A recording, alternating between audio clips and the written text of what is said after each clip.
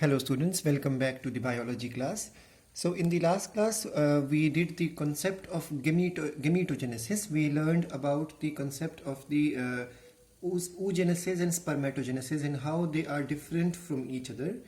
We learned in the last class that the formation of the sperms takes place in the testes inside the tubules called as seminiferous tubules, and these cells undergo the mother cells, which are called as the spermatogonia, or the germ cells, male germ cells. They undergo mitotic division to increase their number, and then some of them will differentiate into primary spermatocyte. Till this stage, all the cells are diploid, and then they start undergoing meiosis. So the primary spermatocyte undergoes meiosis to form two equal secondary spermatocytes, which are haploid, that further undergo the next division of meiosis second to give rise to four haploid equal cells, which are called as spermatids.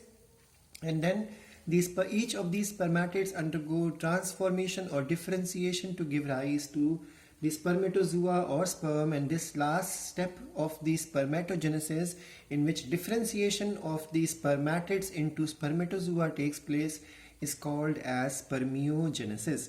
We learned that after spermiogenesis, the sperms will stick their head into the sides of the Sertoli cells and start taking nutrition from there. And once they remove their head from the Sertoli cells and are released into the out of the seminiferous tubule into retitestes, it is called as spermiation. We learned the concept of the hormonal control also. We learned that when a boy enters into puberty, there is a significant increase in the production of GnRH, which comes from the hypothalamus. And these GnRH targets the anterior lobe of pituitary and stimulates the pituitary to release two gonadotropins, LH and ICSH, which is also called as the LH and the FSH.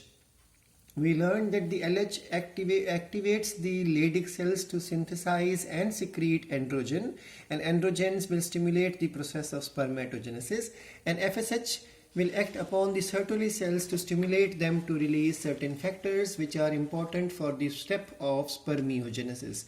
We also learned about the detailed diagram of sperm, that it is made up of head, neck, middle piece and tail, and we learned that the tail is the longest portion of it, and the head carries the nucleus with the haploid number of chromosomes. And we learned that on the top of the head is present the acrosome, which carries the enzymes which are required for fertilization of the ovum.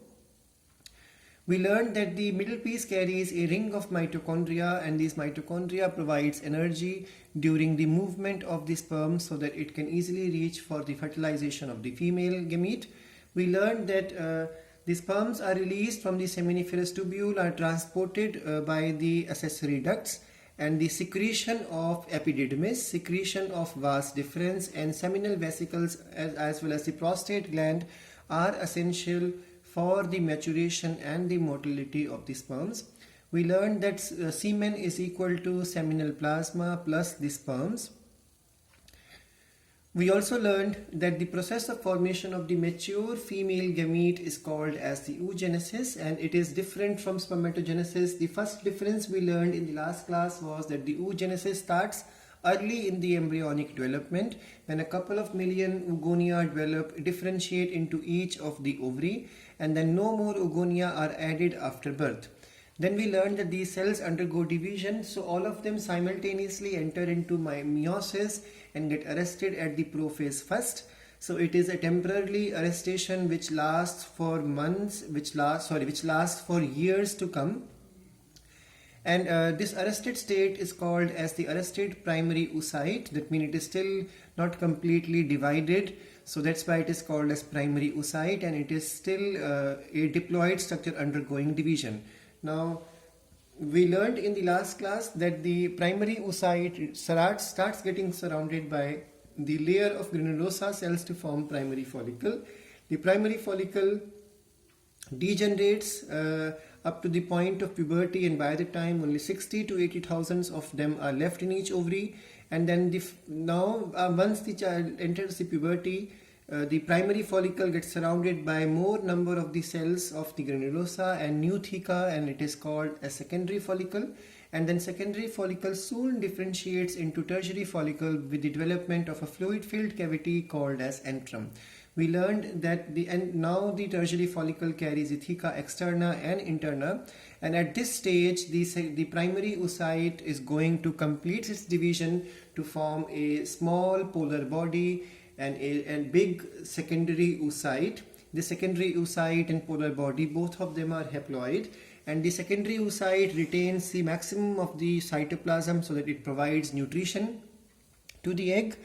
We learned that now the secondary oocyte enters into the meiosis second and gets arrested at the metaphase second, that means meiosis second, and now it will come out during the ovulation, and the Graafian follicle ruptures to release the structure, and then the Graafian follicle leftover portion is called as the corpus luteum.